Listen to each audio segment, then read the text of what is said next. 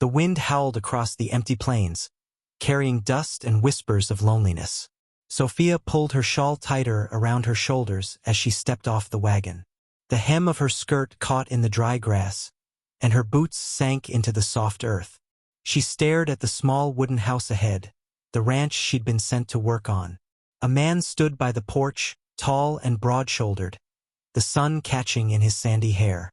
His name was John Miller, a rancher known for being hard, quiet, and impossible to please. Sophia's heart thudded as she walked closer. She could already feel his eyes on her, cold, assessing, judging.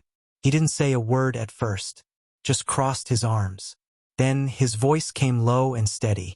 "You're the new settler woman they sent from town?" Sophia nodded, trying to smile. "Yes, sir. I can cook, clean, and—" John's eyes flickered, just for a second, down her frame. The words caught in his throat. Sophia felt her cheeks burn. She wasn't blind. She knew what people saw. A heavy girl with round cheeks and hands that trembled when she felt nervous. Back home, they called her the fat one. No man had ever asked for her hand. No one even danced with her at the summer fair. And now, here she was, standing before another man who already looked disappointed. She swallowed hard and whispered, her voice breaking slightly, "No one loves a fat girl, sir.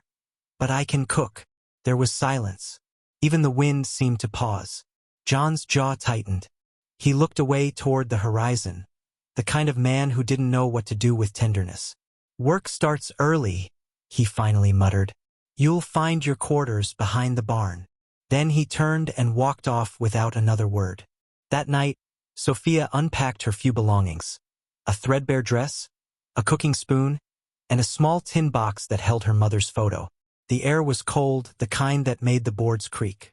She lit a small candle and sat on the edge of her narrow bed. Outside, she could hear the cattle lowing, the wind brushing against the windows. And she whispered to herself, "I'll show him. I'll show them all." Her hands trembled, but not from fear, from something new. Determination. She remembered how her mother used to say, "Love doesn't always arrive wearing fine clothes.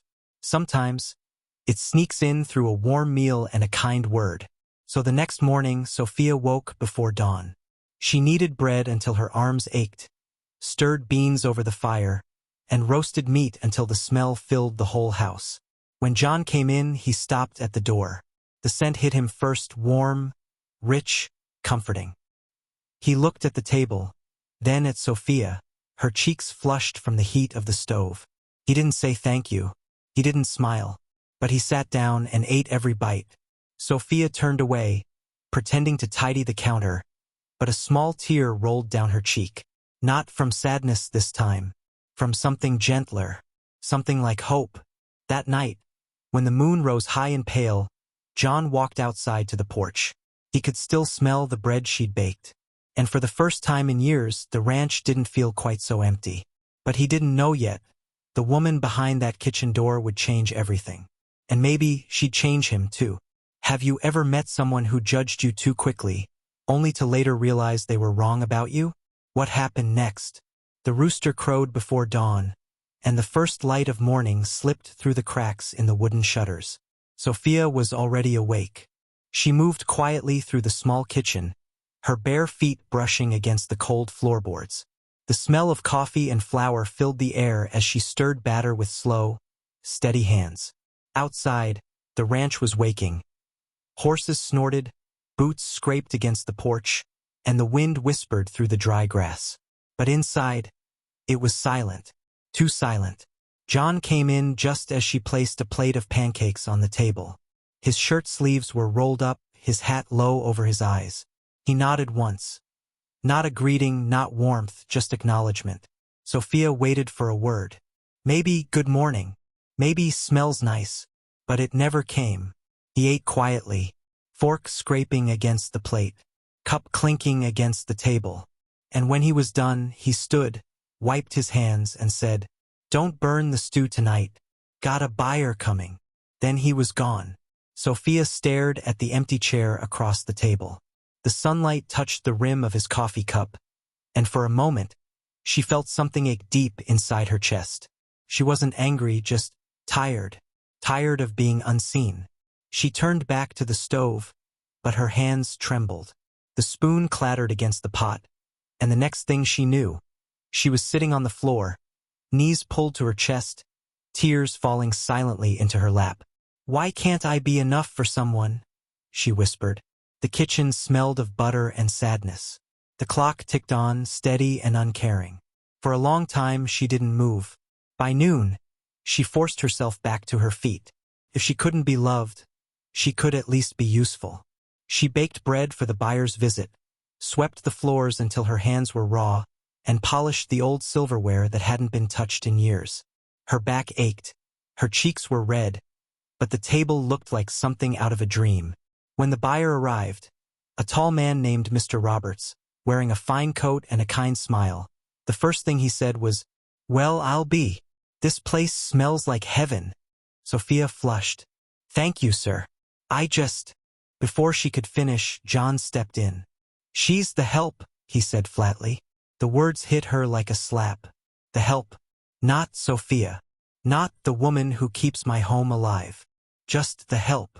Her heart sank, but she said nothing. She just bowed her head and walked back into the kitchen. But as she stood by the stove, she heard Mr. Roberts chuckle softly. "She's got spirit, John. Don't let it go to waste." And John, for the first time, didn't reply. Later that night, after the buyer had left and the dishes were done, Sophia stepped out onto the porch. The stars shimmered across the dark sky like spilled sugar. She hugged her shawl tighter and stared out at the open land. That's when she heard the door creak open behind her. John's voice came low, rough, almost hesitant. "You cook real good," he said. Sophia turned, startled. He didn't meet her eyes. He just adjusted his hat and muttered, "I shouldn't have said what I did earlier." Her breath caught. "You mean, about being the help?" He nodded once. Then silence. The wind moved through the grass, soft as a sigh. "I'm not good with words," John said finally. "But you make this place feel alive again." And before Sophia could answer, he stepped off the porch and disappeared into the dark. She stood there, heart pounding, unsure if she'd imagined the whole thing. But when she looked toward the horizon, she smiled softly. Maybe, just maybe, he was beginning to see her. Do you believe small moments of kindness can change how someone sees you, even after years of being overlooked? The sky turned dark long before evening. Clouds rolled in heavy and gray, and thunder grumbled low across the plains. The air tasted of rain and danger. Sophia stood by the kitchen window, watching the horizon flicker with lightning. John was still out there, riding the southern fence line before the storm hit. She pressed her hand against the cold glass. "He should have been back by now," she whispered. The wind howled, rattling the shutters. Rain began to fall, soft at first, then pounding hard enough to shake the roof. She lit every lantern she could find and set them near the windows, hoping he'd see the glow. Then she pulled on her shawl and stepped out into the rain. The yard was a blur of mud and wind. Her skirt whipped around her legs as she shouted, "John! John!" But her voice was swallowed by thunder. She could barely see a few feet ahead, yet she kept going, past the barn, past the fence, until her boots sank deep into the soaked ground. Then, through the sheets of rain, she saw movement. A dark shape slumped beside a fallen horse. Her heart dropped. "John!" she cried, running toward him. He was trying to lift the animal's reins, but his leg was caught beneath the saddle. His face was pale, drenched, his breath sharp. "Sophia, what are you doing here? Go back!" he shouted over the wind. She knelt beside him, her hands shaking. "You're hurt. I said go." But she didn't move. She grabbed the reins, pushed with all her strength, and somehow, with a desperate cry, freed his leg. He stumbled to his feet, wincing. "You could have been killed." "So could you," she said softly. For a moment, neither spoke. The storm raged around them, lightning flashing across their faces. And in that light, John saw her differently. Not as the quiet woman behind his stove.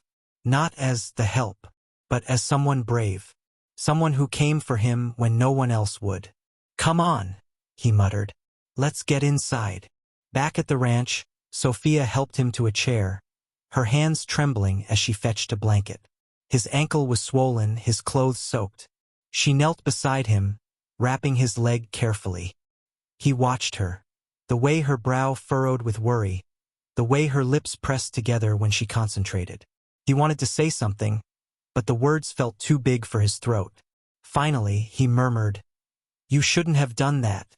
Sophia looked up, meeting his eyes. "If I hadn't, you'd still be out there." John exhaled, the tension in his shoulders softening. "You're something else, Sophia." A small, shy smile tugged at her lips. "I told you I could do more than cook." He almost laughed. Almost. But instead, he said quietly, "You saved my life tonight." She looked away, her cheeks flushed. "Maybe now you'll let me sit at the table instead of serving it." The words slipped out before she could stop them. For a heartbeat, there was only the sound of the rain on the roof. Then John nodded slowly. "Tomorrow you will." When the storm finally eased, the ranch fell silent again. The candles flickered low, and Sophia sat by the fire, her head resting on her knees. John dozed in the chair beside her, his breathing steady now. Outside, the rain washed the dust from the land, leaving everything glistening and new. And somewhere deep in her chest, Sophia felt something she hadn't dared to feel in years. Hope that maybe, just maybe, she was being seen. But she didn't know yet. The next morning would bring more than sunlight. It would bring a stranger to the door, and a secret that could ruin everything. Have you ever risked something for someone who didn't realize your worth until that moment? What did it change between you? The morning after the storm, the world felt clean again. The air smelled of wet earth and pine. Sunlight poured through the kitchen window, landing on the wooden table where two plates sat, for the first time side by side. Sophia placed a steaming loaf of bread in the center and looked up shyly. "Sit," she said softly. "You promised." John hesitated. The words from last night still lingered between them, like fragile glass, too delicate to touch. But then he pulled out the chair and sat down. They ate in silence for a few minutes. Not the cold silence from before, but a quiet filled with unspoken warmth. Finally, John cleared his throat. "I don't say much," he began, his voice rough. "But last night, what you did, it meant something." Sophia smiled faintly. "I only did what anyone would." "No," he said, "not anyone." Her hands froze midair, and for a second, she forgot how to breathe. Before she could answer, a sharp knock echoed through the house. "Knock! Knock!" John frowned, pushing back his chair. "No one comes out this far." When he opened the door, a tall man stood there. Mud on his boots, coat soaked, hat pulled low. "Mornin'," the stranger said, tipping his hat. "Name's Robert Hale. I'm looking for a woman named Sophia Carter." Sophia stiffened. Her spoon clattered to the table. John turned slowly. "You know him?" Her lips parted, but no words came out. The room suddenly felt too small, the air too thick. Robert's eyes softened as he stepped closer. "Sophia, it's been months. I've been searching for you since you left the settlement." John's jaw tightened. "You know this man?" Sophia finally found her voice. "He's my husband." The silence that followed was louder than thunder. John's expression didn't change, but something in his eyes did. A shadow, a wall going back up. Sophia rose from her chair, trembling. "I thought he was gone, John. I thought he'd left for good." Robert sighed. "I didn't leave you, Sophia. I left to find work, to earn us a home. But when I came back, they said you were gone." Tears welled in her eyes. "You were gone for almost a year. I waited, Robert. Then I ran. I couldn't bear the whispers anymore." John turned away, his fists clenched. He didn't say a word. Robert took a step forward. "Come with me. Let's start over." Sophia looked between them, the man who had once been her world, and the man who had unknowingly become her heart. Her voice broke. I need time." Robert nodded slowly. "I'll be at the inn in town. I'll wait 3 days. Then he tipped his hat again and walked away, leaving muddy footprints and silence behind. John didn't look at her. He just said quietly, "You didn't mention a husband." Sophia's eyes filled with tears. "Because I didn't think he was coming back." "Doesn't matter," John said, stepping past her toward the door. "Now he's here."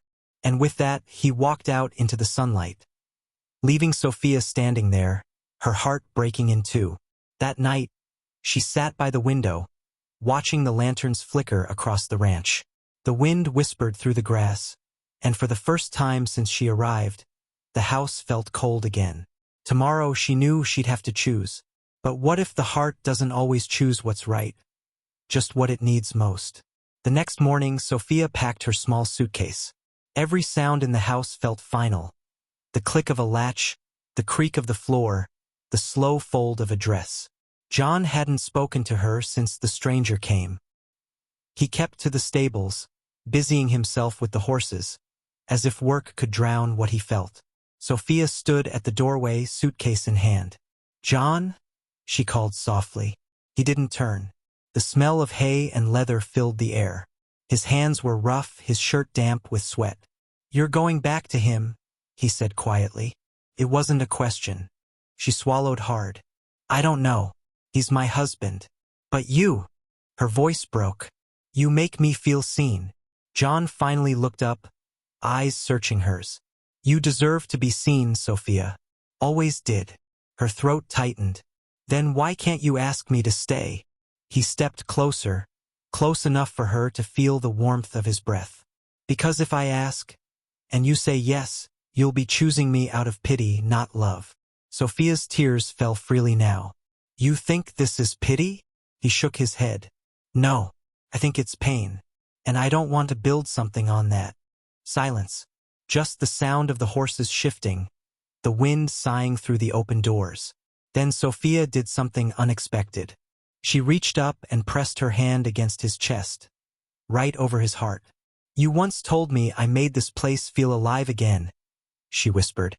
"But John, you made me feel alive for the first time." He closed his eyes, jaw trembling. "Sophia." She took a step back. "If I leave, it won't be because I don't care. It'll be because I finally know what love is supposed to feel like." That evening, as the sun sank low, a wagon pulled away from the ranch, carrying Sophia toward the small town below. John watched from the porch, hands in his pockets, eyes fixed on the road until the dust swallowed her whole. Days passed. The ranch felt emptier than ever. But on the third morning, something changed. A knock came at the door. John opened it, and there she was, Sophia, wind in her hair, eyes shining. "I told him the truth," she said. "That my heart's already home." John didn't speak. He just stepped aside, letting her in.